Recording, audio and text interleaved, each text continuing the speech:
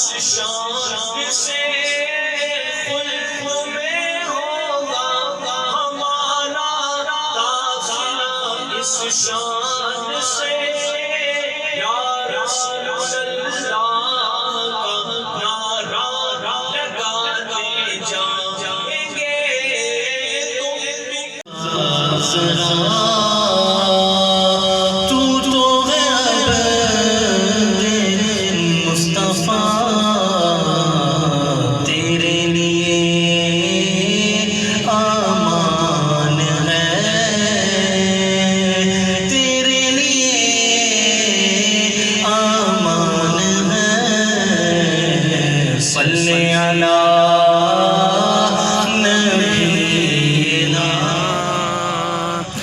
صلی علی محمد صلی علی شفیعنا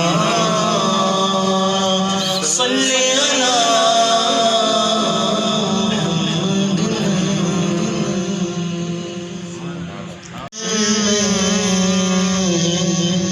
صرف ان کی رسائی ہے سننے کہ محشر میں صرف ان کی رسائی ہے در کی رسائی ہے لو جب تم بنائی ہے گر کی رسائی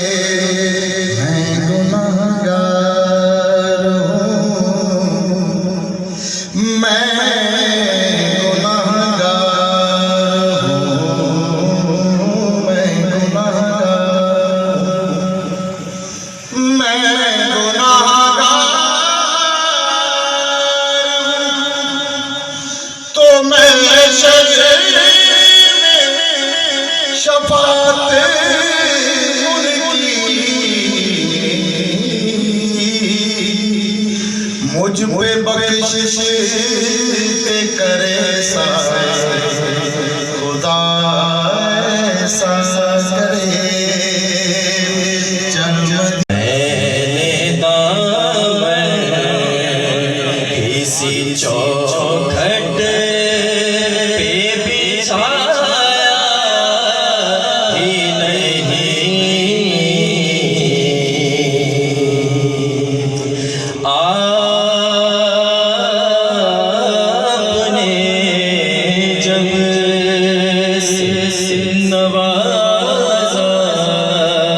نہیں رسول اللہ میں نے دامن کسی چوکھٹ پہ بچھایا ہی نہیں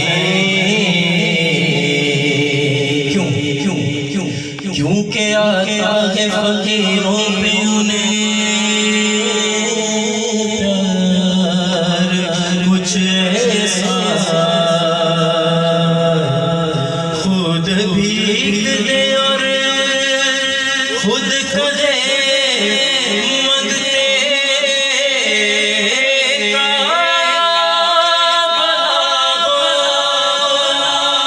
مانگتا تو رہا مانگتا کوئی شاخوں میں دکھا ارے جس کو میری سرکار سے ٹکڑا نہ ملا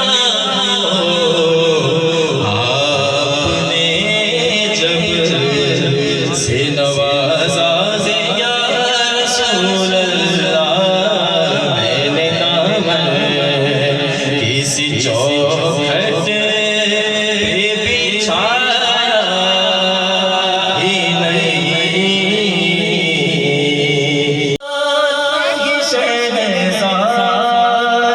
نہیں سرمایہ ہے آپ کی نات یہ شہزاد کا سرمایہ ہے اس نکم میں تو کچھ اور کمایا ہی نہیں اس نکم میں تو کچھ اور کمایا ہی نہیں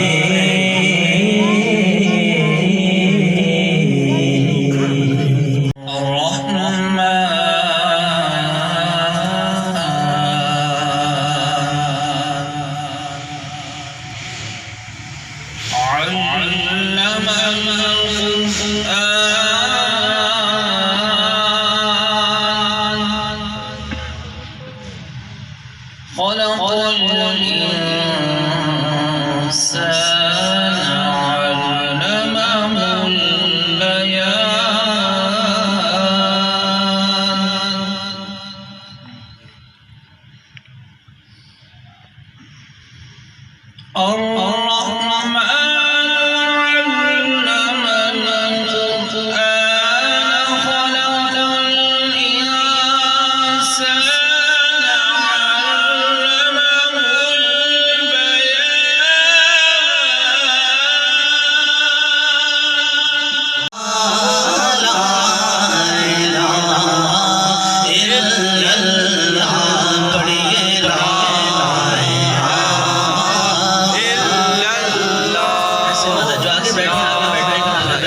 سب سے زیادہ شریف پڑھیں گے انشاءاللہ ضرور آئے گا لطف آئے گا پتہ چلے کہ صاحب ذوق لوگ تشریف فرما ہے بڑی محبت سے پڑھیے لا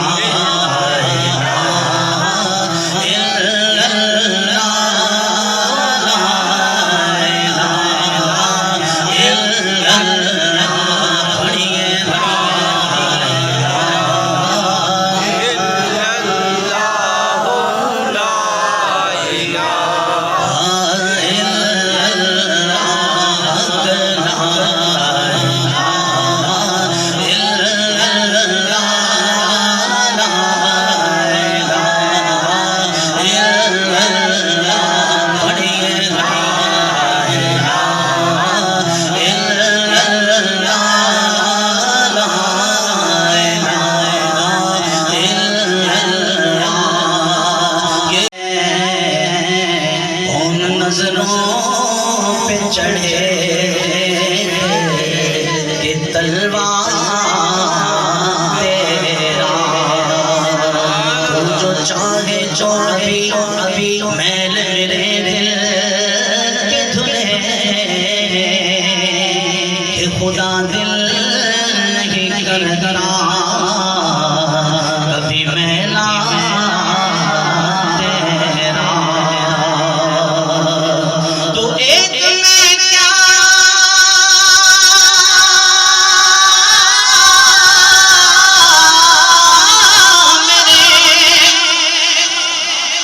اس یہاں کی حقیقت کتنی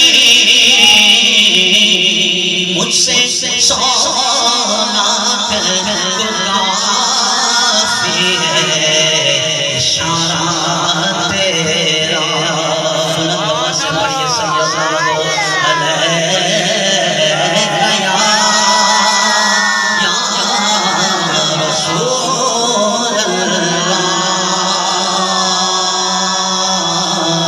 وسلم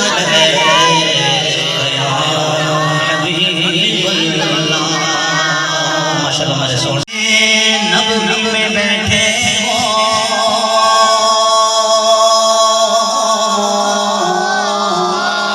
وہ جلوہ فرما مسجد نبوی میں بیٹھے میں جب نعت پڑھنے کی مجھے آئے نظر شام میں جب نعت پڑھنے کی مجھے آئے نظر شام میں جب نعت پڑھوں ان کی مجھے آئے نظر شام پھر کہوں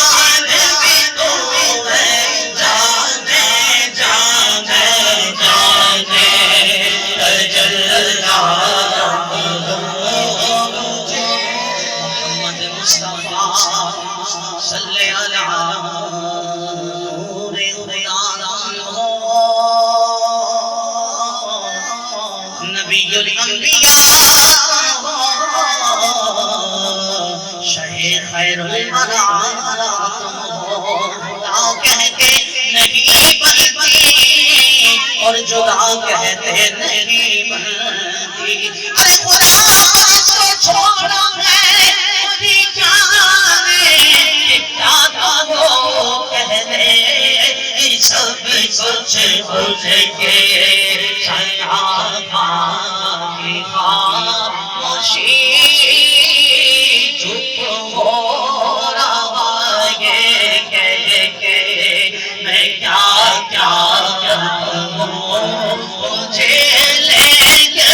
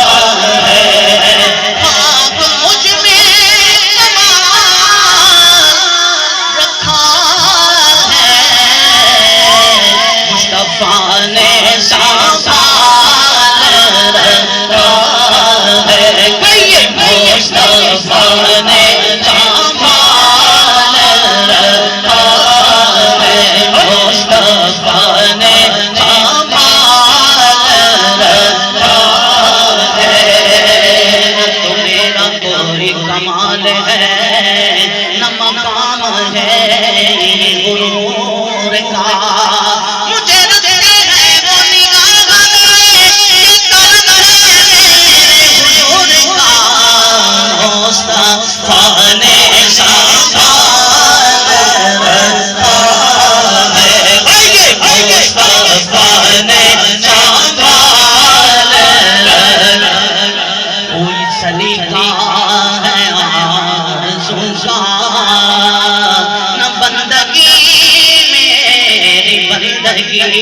ہے کہ سب تمہارا کرم ہے آقا کہ بات اب تک بنی ہوئی ہے مصطفیٰ نے سنبھال رکھا ہے کہ مصطفیٰ نے سنبھال رکھا ہے دستگیری میری تنہائی کی تو نے ہی تو کی میں تو مر جاتا اگر ساتھ نہ ہوتا تیرا پورے کرتے جو کھڑا تو یہ تیرا ہے گھر ارے مجھ کو جھکنے نہیں دیتا ہے سہارا تیرا مصطفیٰ نے سنبھال رکھا ہے کہ مصطفیٰ نے سنبھال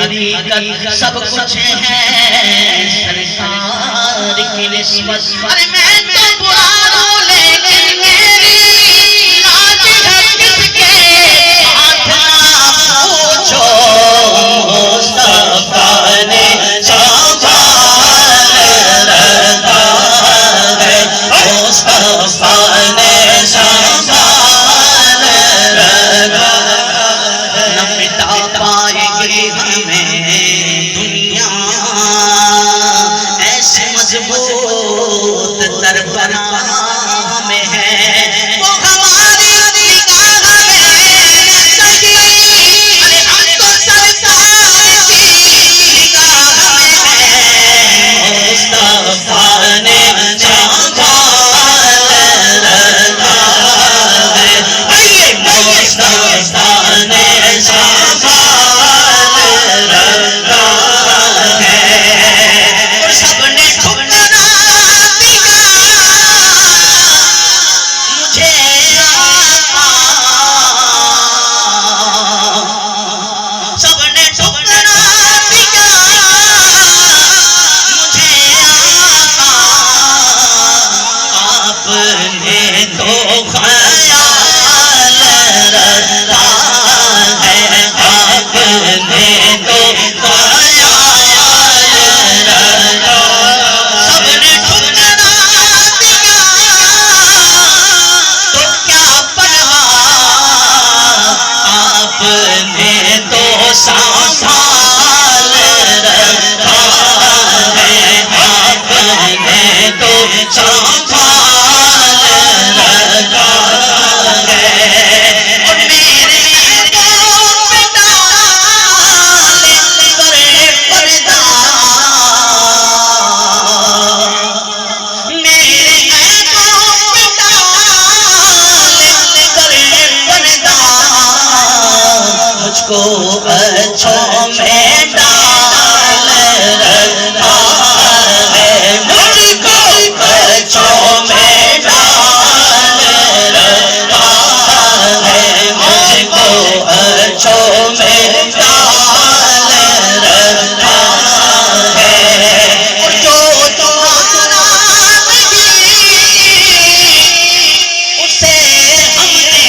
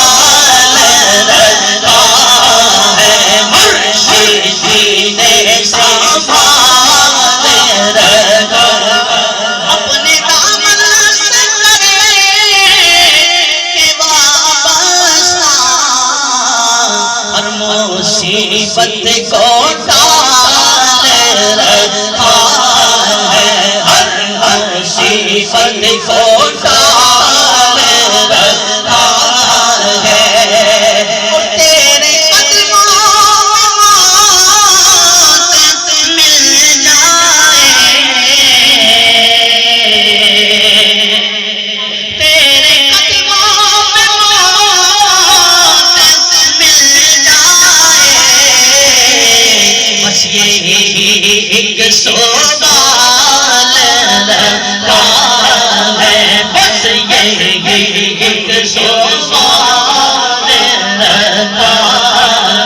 بس یہی ایک سوال رکھا ہے،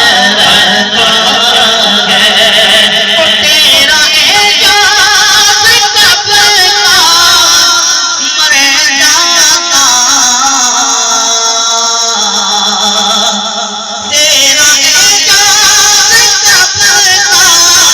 کب کا مر جاتا،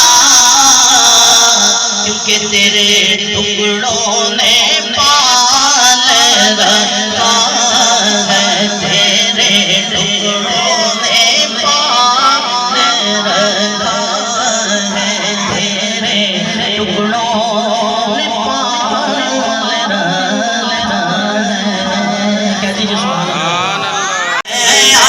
آمد شاہ عرب بولو، آمد شاہ عرب ہے، آمد شاہ عرب ہے، سرکار کی آمد، ایسے نہیں، ایسے مزہ نہیں ہے، جھوم جھوم کر سب ہاتھ اٹھا، سرکار کی آمد، دلدار کی آمد، آقا کی آمد، داتا کی آمد، ملجا کی آمد، آقا کی آمد، آمد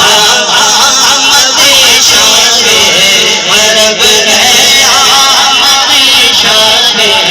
عرب ہے، نصیب چمکے فرشتوں کے، کہ عرش کے چاند آرہے ہیں، نصیب چمکے فرشتوں کے، کہ عرش کے چاند آرہے ہیں، جھلک سے دل کی فلک ہے روشن، جھلک سے دل کی فلک ہے روشن، تشریف لا رہے ہیں، آمد شاہ عرب ہے، آمد شاہ عرب ہے، سرکار کی آمد، ملکار کی آمد، آقا کی آمد، آقا کی آمد، دم سے بولو اور اونچا بولو مرحبا، آمد شاہ عرب ہے، آمد شاہ عرب ہے، نثار تیری چہل پہل پر ہزاروں عیدیں، ربیع الاول نثار تیری چہل پہل پر ہزاروں عیدیں، ربیع الاول سپاہی ابلیس کے جہاں میں، سپاہی ابلیس کے جہاں میں، سبھی خوشیاں منا رہے ہیں، آمد شاہ عرب ہے، آمد شاہ عرب ہے، سرکار کی آمد، دلدار کی آمد، دلدار کی آمد، آقا کی آمد، ملجا کی آمد، آقا کی آمد، دم سے بولو مرحبا، آمد شاہ عرب ہے، آمد شاہ عرب ہے، شب ولادت میں سب مسلمان کیوں کرے جان مال قربان، شب ولادت میں سب مسلمان کیوں کرے جان مال قربان، ابو لہب جیسے ساس کافر، ابو لہب جیسے ساس کافر، خوشی نیت کیسے پا رہے ہیں، آمد شاہ عرب ہے،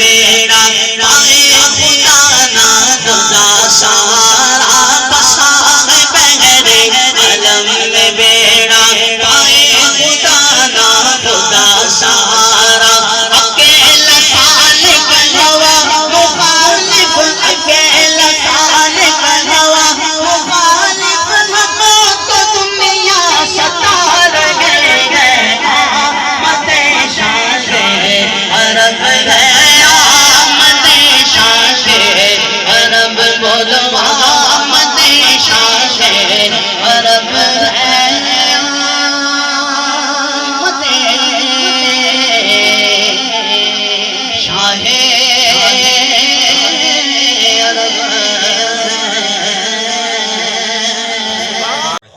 فأعوذ بالله من الشيطان الرجيم بسم الله الرحمن الرحيم الصلاة والسلام عليك يا رسول الله الصلاة والسلام عليك يا رسول الله وعلى آلك وأصحابك يا حبيب الله وعلى آلك وأصحابك يا حبيب الله الصلاة والسلام عليك يا نبي الله الصلاة والسلام عليك يا نبي الله وعلى آلك وأصحابك يا نور الله وعلى آلك وأصحابك يا نور الله فرمان مصطفیٰ صلی اللہ تعالی علیہ وآلہ وسلم، تم اپنی مجلس سے مجھ پر درود پاک پڑھ کر آراستہ کرو، تمہارا درود پاک پڑھنا روز قیامت تمہارے لیے نور ہوگا۔ سبحان اللہ صلو علی الحبیب صلی اللہ تعالی علی محمد صلی اللہ علیہ وسلم۔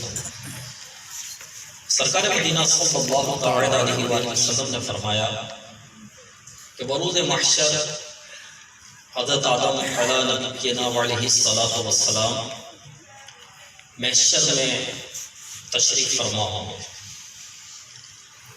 اور پورے محشر کو ملاحظہ فرما رہے ہوں گے۔ میرے امتی کو فرشتے جہنم کی طرف لے کر چلیں گے۔ تو حضرت آدم علیہ السلام یہ ندا دیں گے، یا احمد یا احمد، میں کہوں گا لبیک یا ابو البشر۔ تو حضرت آدم علیہ السلام کہیں گے کہ دیکھو تمہارے امتی کو فرشتے جہنم کی طرف لے جا رہے ہیں۔ تو میرے آقا علیہ السلام نے فرمایا کہ میں تیزی سے ان فرشتوں کی طرف بڑھوں گا اور ان کو کہوں گا کہ فرشتوں اسے جہنم میں مت لے جائیں۔ فرشتے عرض کریں گے کہ ہم اللہ کے حکم کو ماننے والے ہیں، جو اللہ کا حکم ہوگا ہم وہ کریں گے، ہم نافرمانی تو نہیں کر سکتے، ہمیں حکم ہوگا جہنم میں لے جاتا ہم جہنم میں لے جاتا۔ تو میرے آقا علیہ السلام فرماتے ہیں کہ میں افسردہ کھڑا ہو جاؤں گا، ایک ہاتھ سے اپنی داڑھی کو تھاموں گا، دوسرا ہاتھ عرش کی طرف بلند کروں گا اور کہوں گا کہ یا اللہ تو نے نہیں کہا تھا کہ تیری امت کے معاملے میں تجھے مایوس نہیں کروں گا، تو نے نہیں فرمایا تھا یا اللہ۔ ندا ہے اے فرشتوں جو کہتے ہیں وہ کرو۔ سبحان اللہ میرے آقا علیہ السلام میزان پر پھر لے کر آئیں گے اور ایک سفید پرچی نکالیں گے اور نیکیوں کے پلڑے میں رکھ دیں گے، تو نیکی کا پلڑا جو ہے وہ بھاری ہو جائے گا۔ یہاں تو جو پلڑا بھاری ہوتا ہے وہ نیچے ہوتا ہے نا، محشر کے روز میزان پر جو پلڑا بھاری ہوگا وہ اوپر ہوگا۔ صدا آئے گی سعادت مند ہو گیا، بخش دیا گیا، نجات پا گیا، جنتی ہو گیا۔ وہ شخص رو رہا ہوگا، ایک شخص کو جہنم میں لے کر جا رہے ہیں، اسے پتا ہے مجھے جہنم میں لے کر جا رہے ہیں، اس کی کیفیت کیا ہوگی؟ ختم سب ہوگی، جہنم میں جا رہا ہوں، کوئی عمل میرا کام نہیں ہے، گناہ ہی گناہ ہے، اور پھر اس سے دوبارہ لایا جائے، اس کا نیکیوں کا پلڑا بھاری ہو جائے اور اسے پتا چلے کہ میں تو جنت میں جا رہا ہوں۔ سبحان اللہ اس کی کیفیت کیا ہوگی؟ وہ کہے گا کہ اے حسن و جمال کے پیکر، اے میرے حال پر رحم کرنے والے، یہ تو بتاؤ تم کون ہو؟ تو میرے آقا علیہ السلام فرمائیں گے تو مجھے نہیں جانتا، میں تیرا نبی ہوں سبحان اللہ صلی اللہ علیہ وسلم۔ اور یہ پرچی ہے نا، یہ تو نے جو مجھ پر درود پاک بھیجا تھا نا، یہ وہ ہے۔ سبحان اللہ اسے میں نے سنبھال کر رکھا تھا اور اس نے آج تجھے پورا فائدہ دیا۔ سبحان اللہ عرش حق ہے مسند رفعت رسول اللہ کی، عرش حق ہے مسند رفعت رسول اللہ کی،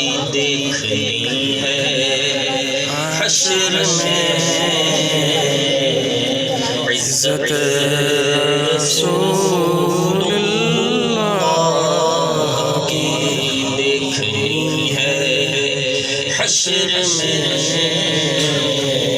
عزت رسول اللہ کی عرش اولا مسند رفعت رسول اللہ کی، یعنی جو عرش اولا ہے نا وہ میرے آقا علیہ السلام کی ٹیک لگانے کی جگہ ہے، سبحان وہ اللہ، بیٹھنے کی جگہ ہے، اور خود عرش جو ہے وہ میرے آقا علیہ السلام کے نور سے بنایا گیا. ساری کائنات میرے آقا علیہ السلام کے نور سے ہی بنائی گئی. جب اللہ عز و جل نے موجودات کو پیدا فرمانے کا ارادہ کیا تو اپنے فیض عزت سے ایک مٹھی لی اور فرمایا نور محمد ہو جائے. ایک ستون کھڑا ہو گیا اور اس کا نور پردہ عظمت تک پہنچ گیا. پھر اس ستون نے رب کی بارگاہ میں سجدہ کیا. اللہ عز و جل نے فرمایا ہم نے تجھے اسی لیے پیدا کیا.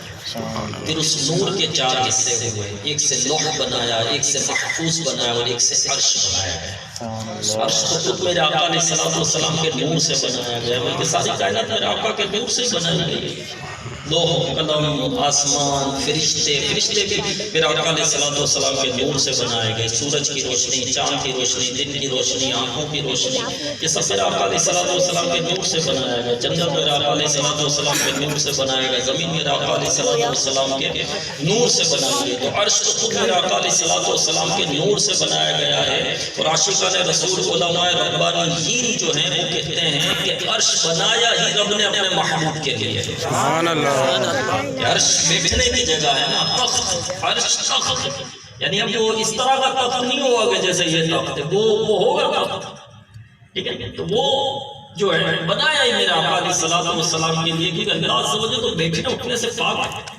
اس کا جسم ہماری طرح تو نہیں ہے نا، وہ تھوڑی بیٹھتا ہے، وہ تھوڑی اٹھتا ہے، وہ تھوڑی سوتا ہے، اس کو تھوڑی اونگا گا، ایسا نہیں. رب کیسا ہے جب دیکھیں گے تب بتائیں گے رب کیسا ہے. لیکن میرے آقا علیہ السلام نے تو جھانکتی آنکھوں سے دیکھا، خواب میں نہیں، ہوش و حواس میں. اور یہ میرے آقا علیہ السلام کی خصوصیات ہے. کئی خصوصیات میں سے ایک خصوصیت یہ بھی ہے کہ اللہ عز و جل کا جھانکتی آنکھوں سے دیدار کرنا، ہوش و حواس میں دیدار کرنا. اور یہ کسی کے لیے بھی نہیں ہے. اگر کوئی کہتا ہے کہ فلاں ولی یا فلاں نبی نے اللہ کو جاگتی آنکھوں سے دیکھا، ہوش و حواس میں دیکھا، اس پر حکم کفر ہے. ایسا ہو ہی نہیں سکتا. صرف اور صرف میرے آقا علیہ السلام کی یہ شان ہے، یہ عظمت ہے، یہ مقام ہے، یہ مرتبہ ہے کہ اللہ عز و جل کو جاگتی آنکھوں سے معراج کی رات میرے آقا علیہ السلام نے دیکھا. لوگ کہتے ہیں دیوار کے پیچھے پیچھے والی پتا، نبی کو کیا پتا ہے؟ نبی تو بس ایک پیغام دینے آئے تھے، ایک چٹھی لے کر بندہ آتا ہے، وہ چٹھی دے دی، اس کے علاوہ تو نہیں پوچھے. بس نبی کا یہی کام تھا. وہ کہتے ہیں یہ کام تھا نبی کا. ان کی شان، ان کی عظمت، سارا معاملہ انہی کے پاس ہے. اللہ پاک نے مالک کو مختار بنایا ہے. میرے آقا علیہ السلام کو مالک کو مختار بنایا ہے، زمین کا مالک بنایا، جنت کا مالک. میرے آقا علیہ السلام کو میرے رب نے بنایا، جس کو جو چاہے عطا کرے، جس سے جو چاہے دے. شریعت کا مالک میرے رب نے میرے آقا علیہ السلام کو بنایا، جس کے لیے جو حلال کر دو، جس کے لیے جو چاہے حرام کر دو. حضرت عثمان غنی رضی اللہ تعالیٰ عنہ کے ساتھ جنت کا سودا کیا نا آپ نے کئی مرتبہ آپ نے جنت کا سودا کیا. حضرت عثمان غنی رضی اللہ تعالیٰ عنہ کے ساتھ سودا کون کرتا ہے؟ ہم کسی کا بھی گھر ویسے بیچ دیں گے، کسی کی گاڑی ویسے بیچ دیں گے، کسی کی دکان کو ویسے ہی بیچ دیں گے. کسی کون سودا کر سکتا ہے؟ جو مالک ہوتا ہے، جس کے قبضے میں کچھ ہوتا ہے. صلی اللہ علیہ مانگ ربیعہ کیا مانگتا ہے؟ سبحان اللہ. حضرت ربیعہ رضی اللہ تعالیٰ عنہ میرے آقا علیہ السلام کے لیے وضو کا پانی لے کر آتے تھے. وضو کا پانی حاصل کرتے تھے. ایک رات دریائے رحمت جوش میں تھا. میرے آقا علیہ السلام نے فرمایا صلی ربیعہ کیا مانگتا ہے؟ کیا مانگتا ہے؟ ہم کو کسی پر محبت آئے، پیار آئے، شفقت آئے، ہم بولے کوئی تحفہ دینا ہے تو ہم یہ بولے مانگ کیا مانگتا ہے؟ اسکوٹر کی چابی مانگی تو پھر کیا کریں؟ اے ٹی ایم کا کارڈ مانگ لیا تو پاسورڈ کے ساتھ، اے ٹی ایم کا کارڈ دے دو پاسورڈ کے ساتھ، یہ مانگتا ہوں. ہم کبھی بولیں گے بھی نہیں کہ ہم مانگتا ہے. ہمارے پاس جو ہوگا وہ دے دیں گے. عطر کی بوتل ہوگی تو وہ دے دیں گے، کچھ یہ ہوگا تو یہ دے دیں گے، جو دے سکتا ہوگا وہ دے گا. یہ نہیں بولے گا کیا مانگتا ہے. یہ کون بول سکتا ہے؟ جس کی قدرت نہیں ہو، جس کی طاقت نہیں ہو، جس کے قبضے میں کچھ کوئی کہہ سکتا ہے مانگ کیا مانگتا. حضرت ربیعہ رضی اللہ تعالیٰ عنہ صحابی تھے، تو انہوں نے نہیں کہا کہ یار چادر ہی مانگ لیتا ہوں. نبی کیا دے سکتے ہیں؟ چادر دے دیں. یہ جو ہے وہی دے سکتے ہیں، وہ کیا دے سکتے ہیں؟ نہیں، وہ صحابی تھے، ان کو پتہ ہے ان کی شان کیا ہے، ان کی قدرت کیا ہے، ان کے قبضے میں کیا ہے. کہ یا رسول اللہ صلی اللہ علیہ وسلم جنت میں آپ کی رفاقت چاہیے، سبحان اللہ، جنت میں آپ کی رفاقت چاہیے۔ میرا آقا علیہ السلام نے یہ نہیں فرمایا میرا کیا خود جنت میں میں تھوڑی دے سکتا ہوں، یہ نہیں فرمایا۔ پھر آقا علیہ السلام نے فرمایا کثیر سجدوں کے ذریعے جو ہے میری اعانت کرنا، یہ فرمایا۔ تو یہ میرے آقا علیہ السلام کا قبضے میں، قدرت میں، اور جس کو جو ملا میرے آقا علیہ السلام کے طفیل ملا۔ جی تو میرا آقا علیہ السلام کی شان ارفع و اعلیٰ ہے، عالم ارواح میں بھی سب سے ارفع و اعلیٰ شان میرے آقا علیہ السلام کی تھی، دنیا میں بھی ہے، محشر میں بھی ہوگی۔ تو اللہ عز و جل کو جاگتی آنکھوں سے دیکھا، اور کائنات کا سب سے بڑا غیب کیا ہے؟ اللہ کو کس نے دیکھا؟ حافظ انبیاء کرام علیہ السلام نے رب کا دیدار کیا ہے، بلکہ اولیاء اللہ کے لیے بھی یہ ہے کہ خواب میں رب کا دیدار کرنا۔ خود ہمارے امام اعظم ابو حنیفہ رحمۃ اللہ علیہ نے 100 مرتبہ خواب میں اللہ کا دیدار کیا، سبحان اللہ، لیکن اور کسی نے نہیں کیا۔ کائنات کا سب سے بڑا غیب ہی رب ہے۔ تو میرا آقا اعلیٰ حضرت تو بالکل ختم ہی کر دیتے ہیں، بات ہی ختم کر دیتے ہیں۔ تو آپ کا کلام جو ہے وہ شریعت کے مطابق ہوتا ہے۔ آپ کے اشعار میں کسی قرآن آیت کا ترجمہ ہو رہا ہوتا ہے، کسی کی تفسیر بیان ہو رہی ہوتی ہے، کوئی حدیث بیان ہو رہی ہوتی ہے، اس کی شرح بیان ہو رہی ہوتی ہے، قرآن و حدیث کے مطابق میرا آقا اعلیٰ حضرت رحمۃ اللہ علیہ کا کلام ہوتا ہے۔ تو آپ تو فرماتے نا اور کوئی غیب کیا سے نہاں ہو بھلا، کیا نہاں مانے چھپا، اور کوئی غیب کیا چھپے گا، اور کوئی غیب کیا تم سے نہاں ہو بھلا، اور کوئی غیب کیا تم سے نہاں ہو بھلا، تم سے نہاں ہو بھلا، جب نہ خدا ہی چھپا تم پہ کروڑوں درود، جب نہ خدا چھپا تم پہ کروڑوں درود۔ اور کوئی کیا چھپے گا یا رسول اللہ صلی اللہ علیہ وسلم آپ سے، جب خدا ہی آپ سے نہ چھپا۔ تو دیکھنی ہے حشر میں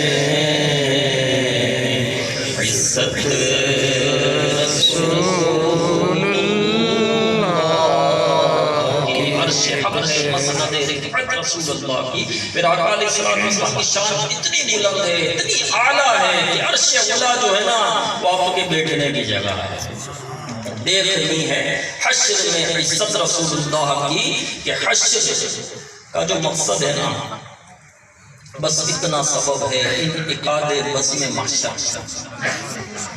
بس اتنا سبب ہے، اتنا ہی سبب ہے انعقاد بزم محشر کا۔ اب یہ انعقاد کیا گیا ہے اجتماع کا، اس کا کوئی سبب ہے نا، رحمت، برکت، فضیلت، دعا کی قبولیت، پریشانیوں کا حل، یہ سبب ہے یہ محفل رکھنے کا، خیر و برکت ملے، آقا کی ثنا خوانی ہو، آقا کا جو ہے وہ ذکر خیر ہو۔ یہ اب میرا آقا اعلیٰ حضرت کہتے ہیں کہ جو بزم محشر سجے گی نا بس اتنا سبب ہے انعقاد بزم محشر کا، ان کی شان محبوبی دکھائی جانے والی ہے، سبحان اللہ، وہ پتہ چلے گا اس لیے کیا ہے۔ یہاں تو ہر ایک نہیں مان رہا، عاشقان رسول تو مان رہے ہیں، سب نہیں مان رہے، کافر نہیں مان رہے، منافق نہیں مان رہے، گستاخ نہیں مان رہے، ان کے علم کو نہیں جانتے، ان کی شان کو نہیں مانتے، ان کی قدر کو پتہ نہیں، ان کی عظمت کا پتہ نہیں۔